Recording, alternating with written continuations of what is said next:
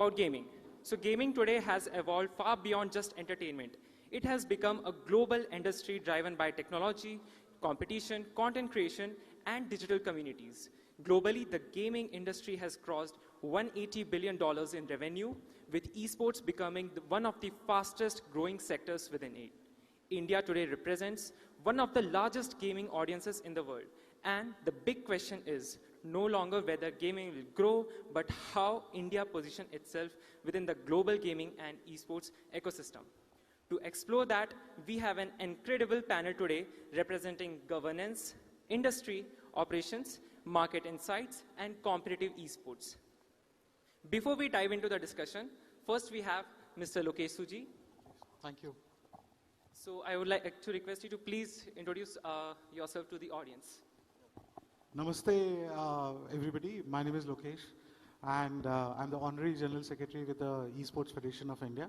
I am very proud that, I'm also part of the Asian Esports Federation as the Vice President and the Board Member. And above all, I'm an esports athlete myself. My go-to games are like Clash Royale and Call of Duty. I had represented India during the Call of Duty World Championships, which were held in 2018 in New Orleans. And have been instrumental in the terms of, India winning medals in events like Asian Games. I don't know how many of you present here know that esports is now part of Asian Games as a medal sport. It started in 2018 as a demonstration title. In 2018, India won a bronze medal, our esports, and that was India's first medal in event like Asian Games. And subsequently in 2022, again esports was part, but because of COVID, it got delayed. Yes. And again this year in 2026, esports is again medal sport in Asian Games, wherein India would be participating in 8 video game titles. That was really wonderful to hear about from you. So next we have Gitesh Singh. Please. Hello everybody. My name is Gitesh. I have formerly represented India on the world stage at World Cyber Games in 2011. And this was for the game Asphalt 6. And many of the new gamers who are playing Valorant maybe would not be familiar with this game. But back in the day, not a lot of people were very interested in gaming in general. And in 2011, you can imagine with no as such eyeballs on YouTube and Instagram, and short form content was not breaking out. So it wasn't as big a thing back in the day, but today with the platforms that exist, we are getting a new voice. Thank you so much, Aniket, for shedding light on such an important thing that is happening. A cultural phenomenon is happening right now. And right now I'm making a lot of content around the game of Dota. It's a very complex game. So just trying to educate people on the games that are a little different from first-person shooter games, which are like Counter-Strike and Valorant and Free Fire and BGMI, just to shift their focus on how gaming can also enhance your decision-making skills and other things. Dota is a wonderful game to learn all of that, and just trying to do my part for it. Thank you so much, Gitesh. So next we have Ajay Sharma, also known as TG Fozi Ajay. नमस्कार सभी को, मेरा नाम अजय शर्मा है। Game में मुझे फौजी के नाम से जानते हैं और मैं यहाँ पे जो आज आया हूँ वो हर एक उस प्लेयर की आवाज़ बन के आया हूँ जो स्पोर्ट्स कम्युनिटी में कुछ करना चाहता है, जो गेमिंग में कुछ अपने आप को इंडिया के लिए रिप्रेजेंट करना चाहता है। तो मैं छोटा इंट्रोडक्शन अपना दे देता हूँ। मैंने काफ़ी टूर्नामेंट्स जीत रखे हैं, चाहे वो इंडिया लेवल पे हो, एंड मुझे 2 बार IG of the year award मिला हुआ है। और इसके अलावा काफ़ी सारे जो चैंपियनशिप है वो हमने जीत के रखी हुई है। तो आज जो भी बात होगी, जो डिस्कशन होगा, मैं उस हर एक प्लेयर्स की, उस स्पोर्ट्स एथलीट की आवाज़ बन के बोलने वाला हूँ कि जो वो सपने दिखता है इंडिया को रिप्रेजेंट करना या गेमिंग में कुछ करने के लिए, तो डेफिनेटली आज मैं उसकी आवाज़ बन के बात करूँगा यहाँ से। Thank you so much, Ajay, for joining us. Also, I would like to summarize, Ajay, what he mentioned. So, if we talk about him, his achievements, it is enormous and it would take a day to define that. So, that is really inspiring for us. And for that, I would like to give him a huge round of applause from the audience. Please. Next, we have Mr. Mohammad Ayan. Hello everyone, my name is Mohammad Ayan and I am an esports manager been 6 years in the industry, and I serve as the head of esports operations at Lidoma Visions Esports, and I manage many titles, game titles, tournaments in many games across Asia. So thank you for this opportunity, and Aniket, thank you for the warm welcome. Absolutely. So thank you all for being here.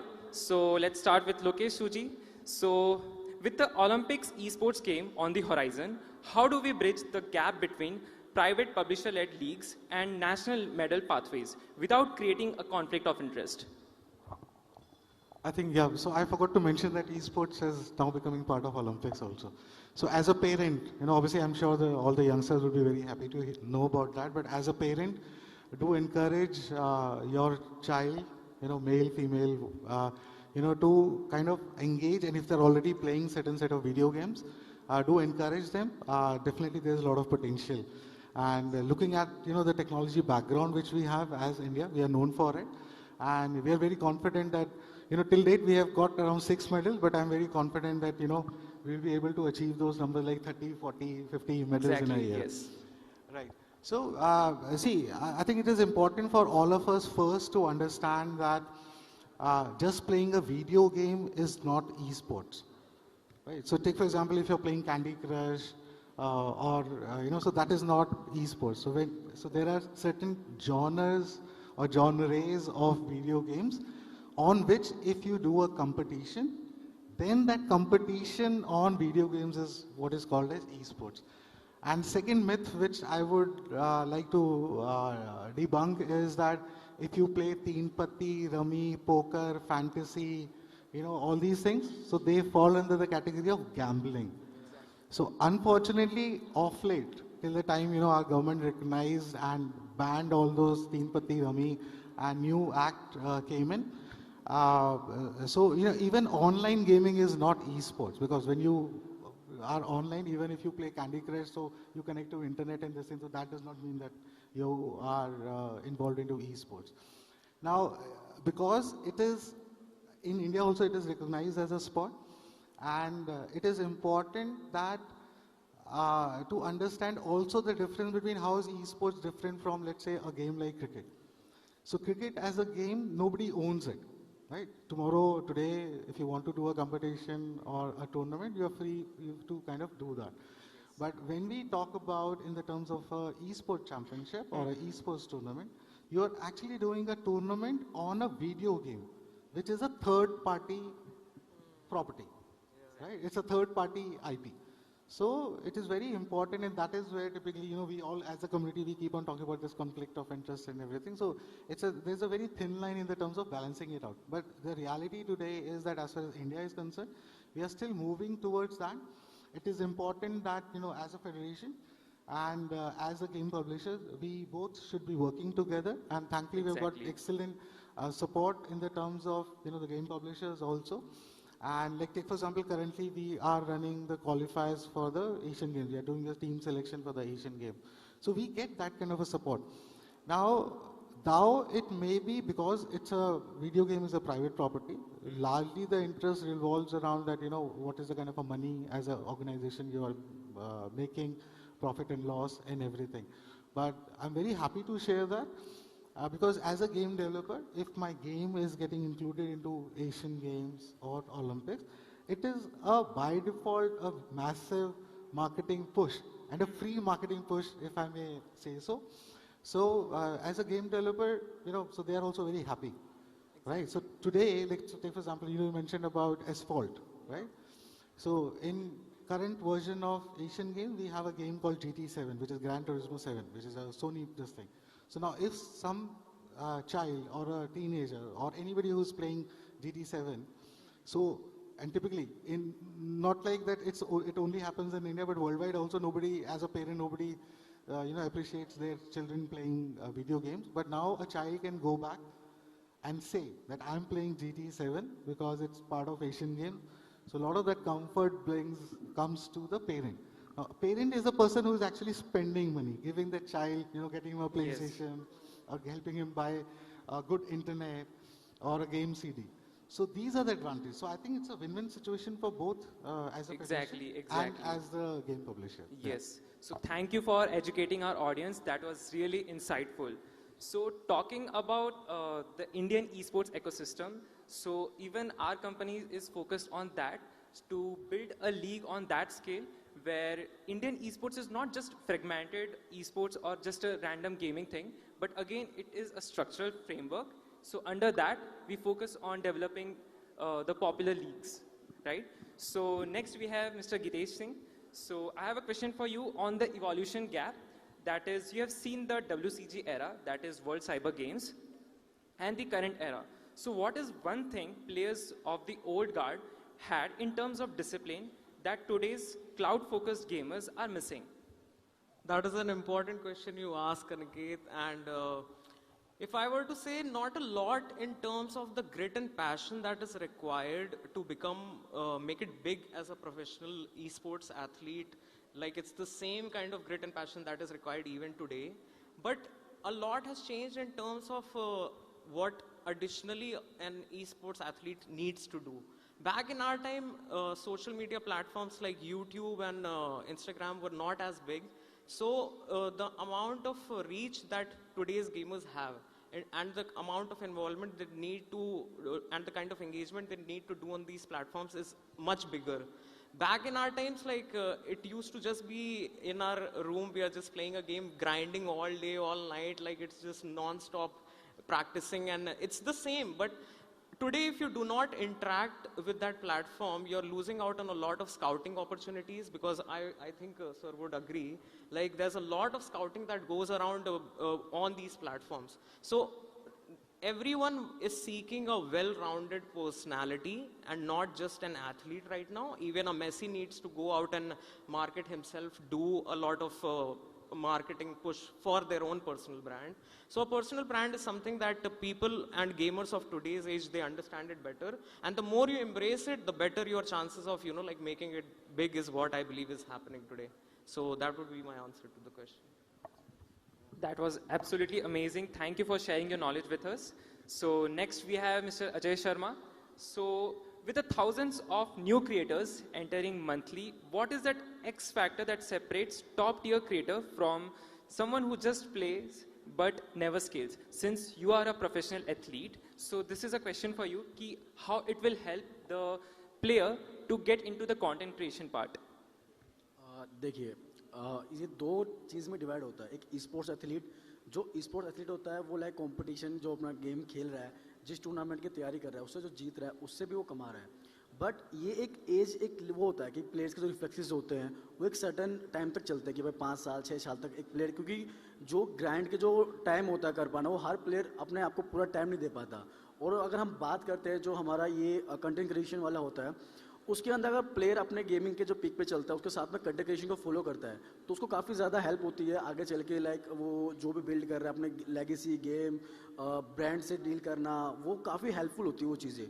तो हाँ, हर एक creator को जो sports athlete है उसको creator बनने का try करना चाहिए, क्योंकि ये आपको आगे चल के एक बोल सकते हैं ना कि लाइफ में एक बैकअप प्लान होना चाहिए. आप जब तक स्पोर्ट्स एथलीट हैं, वेल डन, आप अच्छा अचीव कर रहे हैं, इंडिया के लिए खेल रहे हैं, इंडिया को रिप्रेजेंट कर रहे हैं, आप अपने फैमिली को प्राउड कर रहे हैं, लेकिन आप बैकएंड में अगर आप कंटेंट क्रिएशन को लेके चल रहे हैं और आप जब अच्छा खेल रहे हैं चैंपियनशिप में, तो आपका नाम ऑटोमेटिकली जो रहने वाला है, लोगों को ईजिली पहुँचने वाला है, और आपकी जो वैल्यू है वो ऑलरेडी डबल होने वाली है. तो डेफिनेटली उस चीज़ को लेकर चलना चाहिए. और हाँ, जो चैंपियंस रहते हैं या जो वो चीज़ रहती है वो बहुत जल्दी फेम पाते हैं, लेकिन मेहनत करने वालों को भी हार नहीं होती, वो चीज़ रहती है. ये सब जानते हैं हमारे मतलब इंडियन के अंदर कि कितना अभी जिस प्रकार से गेमिंग अभी बूम कर रहा है, कि पहले इतना सपोर्ट नहीं था गेमिंग को लेकर, लेकिन अब जिस प्रकार से गेमिंग आगे बढ़ते हुए जा रहा है, तो शायद कुछ टाइम में अलग अलग को देखने को मिलने वाला है. स्पोर्ट्स एथलीट को भी समझना पड़ेगा कि उनको दो तरीके से लेकर चलना है, गेमिंग को भी लेकर चलना है, साथ में कंटेंट क्रिएशन को साथ लेकर ही चलना पड़ेगा. So here we have Mr. Ajay, who is representing the Indian gaming community himself. He is one of the professional athletes, so that was really helpful for all the gamers who are seeing gaming as a career. So thank you, Mr. Ajay, for sharing your insights. So next we have Mohammad Ayan. So the question for you is, why do most leagues fail after one season?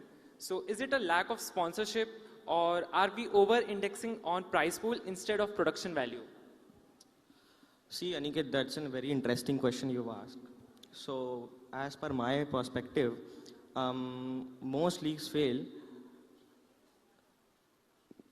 due to lack of long-term sponsorships, Nowadays, the brands are very inconsistent for sponsoring in the esports, especially in the emerging leagues.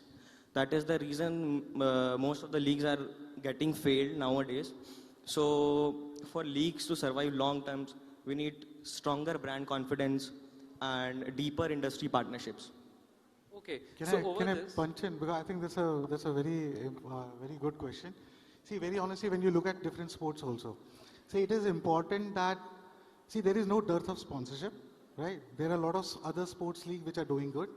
Though, as a federation, when we look at the leagues and all those things, so ये जानना बहुत ज़्यादा ज़रूरी है कि वो league इसलिए successful नहीं है कि वो स्पॉन्सर्स हैं, वो इसलिए सक्सेसफुल हैं कि वहाँ के जो एथलीट्स हैं, राइट, चाहे बैडमिंटन है, क्रिकेट की हम बात नहीं करते, cricket is a different story all together, पर अगर हम डिफरेंट स्पोर्ट्स की बात करें, जैसे खो खो हो गया या कबड्डी हो गया, तो वहाँ पे जो हमारे प्लेयर्स हैं, बैडमिंटन है, राइट, चेस का आप देखिए जो है चल रहा है, right, pickle ball for that matter, तो ये इसलिए वो लीग्स उनकी सक्सेसफुल होंगी क्योंकि उनके जो चैंपियंस हैं, सॉरी, जो एथलीट्स हैं, वो मेडल्स लेकर आ रहे हैं देश के लिए. तो ये समझना बहुत जरूरी है. See please, I agree that money solves lot of problems, but I think देखो आईपीएल भी या क्रिकेट भी इंडिया में इसलिए बड़ा हुआ था क्योंकि हमने 1982 में we won the world cup, and that is how, and obviously colour TV and this thing, but वो चैंपियंस होना चाहिए. आईपीएल आज इसलिए सक्सेसफुल है क्योंकि टीम इंडिया जो है वो we are the best. Yeah, and sir, to that point, I must add that because of those medals coming, a lot of viewership increases. Correct. A lot of what esports as a challenge is facing is that not a lot of people watch it. There are big tournaments happening. Acer Predator League just happened recently, and the amount of viewership that we saw was lackluster, to say. अगर आप यही देखिए ना, जैसे अपने League of Legends, sorry I just take an example for League of Legends, या चलो Dota की भी बात करते हैं, तो सोहेल वगैरह हैं, राइट. सो जब सोहेल वगैरह खेलते हैं तो वो लोग लीग को देखने नहीं आते, They come to watch the player. To watch Sohail, right. Similarly अगर हम लीग ऑफ लेजेंड्स की बात करते हैं तो people come and watch all these top stars, तो वो बहुत ज़्यादा इंपॉर्टेंट है. तो लीग बनाने से पहले, I very honestly believe that we are like too early to talk about leagues for esports. It is important that anybody who wants to come on board with esports, they should focus on skills. Absolutely. हम India में जीत के it won't help.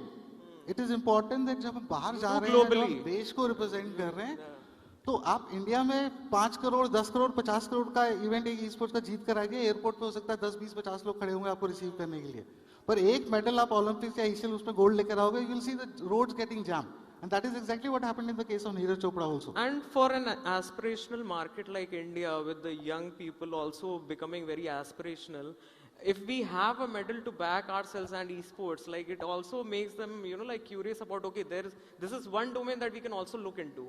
So that would be very, very good. so there will be one more question. So what would be one policy change needed by 2025 according to you? So this question is open for all. So anyone of you can answer this.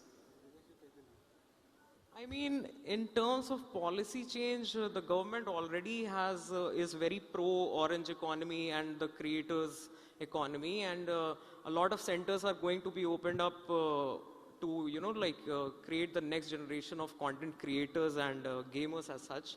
But a lot of grassroots level disruption is what I feel is required in this movement. A lot of participation, especially because esports is another thing. First, we need to do away with the stigma surrounding gaming in general. Gaming is still, if you go to any household in India, like people are still very stigmatized. Like parents are not very, supportive of their kids spending 8 hours playing a game. Now, the same kid, if he is to go out and play cricket for 8 hours, they see the scope, the kind of growth that awaits them. But for a game, they cannot see that because it hasn't been established in a country like ours. Elsewhere in Europe, if you go, there are people who encourage their kids to, do that. But for that, we need a very grassroots level disruption. Thank you, Mr. Gitesh, for sharing that. And coming to this, the Indian gaming market is a fact, but Indian gaming power is a choice. So we have veterans, the creators, and the operators, and the policymakers. The roadmap to 2030 is no longer about playing on borrowed tools, but it's about next in gaming. Thank you for being the transitor builders. Thank you, everyone. Thank you so much.